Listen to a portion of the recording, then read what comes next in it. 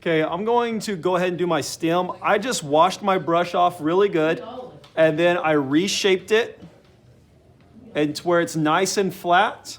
And depending on what your background looks like, if your background is darker, then you're going to need to have a lighter stem. You might go in with a very bright brown. If you have a darker background like this, I might go in with a very bright and dark brown. But for this one, I have a very bright background, so I'm going to go in with a darker stem. To create brown, it's yellow, a decent amount of yellow, a little bit of blue, and some red. So if you create an orange and then add some blue until it turns brown, then you'll have your brown. If you want it to be lighter, you can add a little bit of white. It's up to you.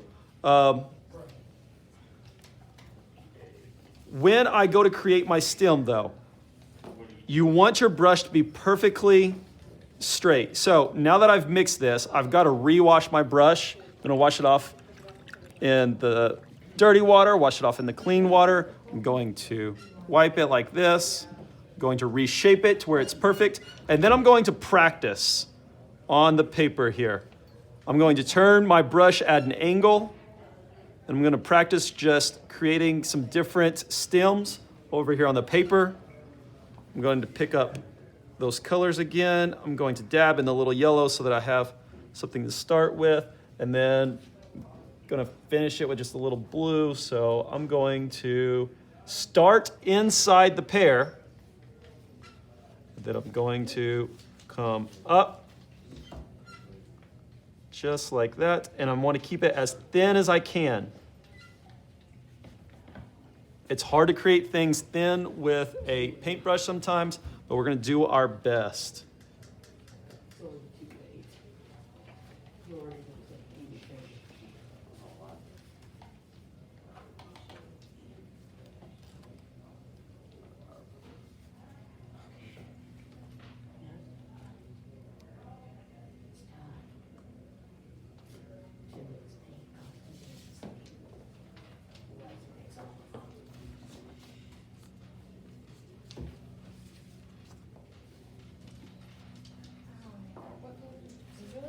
I used all the colors, so red, yellow, and blue, but mostly yellow was going to create your brown. Mine has some blue in there, so I can make it nice and dark.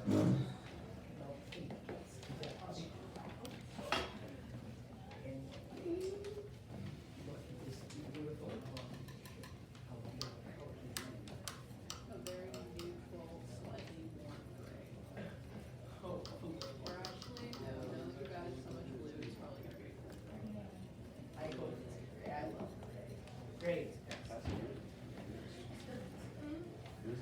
gonna look like what I just pulled out of my sleeve.